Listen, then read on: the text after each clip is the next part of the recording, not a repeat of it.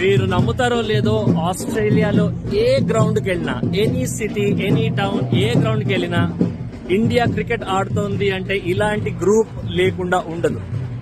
Melbourne, Perth, Sydney, మీరు ఎక్కడికైనా వెళ్ళి చూడండి, ఇలా ఫ్లాగ్స్ వేసుకొని, ఫ్రాంచైజ్ యూనిఫామ్స్ వేసుకొని, you'll find public like everywhere. వీళ్ళ నగారా, వీళ్ళ అరుపులు, వీళ్ళ బాజాలు, అబ్సల్యూట్ ఫెస్టివల్.